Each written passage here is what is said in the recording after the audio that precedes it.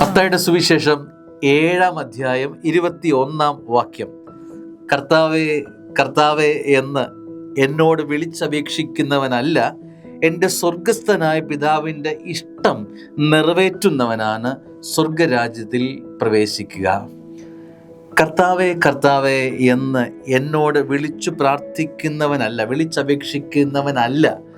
അപ്പോൾ ഡെഫിനറ്റായൊരു സ്റ്റേറ്റ്മെൻ്റ് ആണ് കർത്താവേ കർത്താവേ. നമ്മുടെ ഈ നാവിൻ്റെ ചലനത്തിനൊത്ത് നമ്മൾ വാതോരാതെ കർത്താവേ കർത്താവേ എന്ന് അലച്ചു പ്രാർത്ഥിക്കുന്നതിലാണ് സ്വർഗരാജ്യത്തിൻ്റെ നമ്മുടെ പ്രവേശനമെന്ന് നനച്ചാൽ തെറ്റി.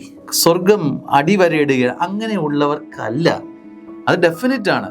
അപ്പോൾ നമ്മുടെ നിലവിളിയോ നമ്മുടെ പ്രാർത്ഥനയുടെ ശബ്ദത്തിൻ്റെ താളമോ ഇതൊന്നും അല്ല നമ്മളെ സ്വർഗത്തിന് സമീപസ്ഥരാക്കുന്നത് എന്നത് വചനം അടിവരയിട്ട് ഉറപ്പിക്കുക. പിന്നെയോ അത് കഴിഞ്ഞിട്ട് പിന്നെയോ ഈ ഒരു വ്യക്തി ഈ ഒരു ഗണത്തിൽപ്പെട്ടവരല്ല, പിന്നെയോ ഇഷ്ടം നിറവേറ്റുന്നവരാണ്.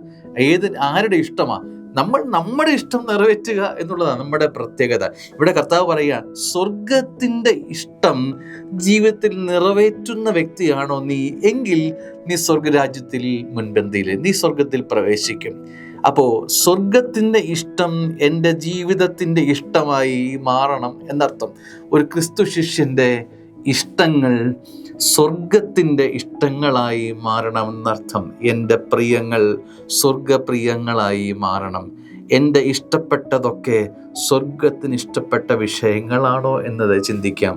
എൻ്റെ പ്രിയങ്ങൾ കർത്താവേ, എൻ്റെ പ്രിയങ്ങൾ മാനുഷികമായി ചിന്തിക്കുമ്പോൾ സാധാരണ മനുഷ്യന് ഇഷ്ടപ്പെട്ട വിഷയങ്ങളും മനസ്സിനെ കീഴടക്കുന്ന വിഷയങ്ങളുമായി പോയി. കർത്താവെ, എൻ്റെ ജീവിതത്തിൻ്റെ ഇഷ്ടങ്ങളുടെ പ്രയോറിറ്റി മാറ്റിത്തരണമേ. സ്വർഗത്തിന് പ്രിയപ്പെട്ടത് എൻ്റെ ജീവിതത്തിൽ പ്രിയപ്പെട്ടതായി മാറാൻ ഞാൻ ആഗ്രഹിക്കുന്നു. ഹൃദയപൂർവ്വം പ്രാർത്ഥിക്കാം. ആമേൻ.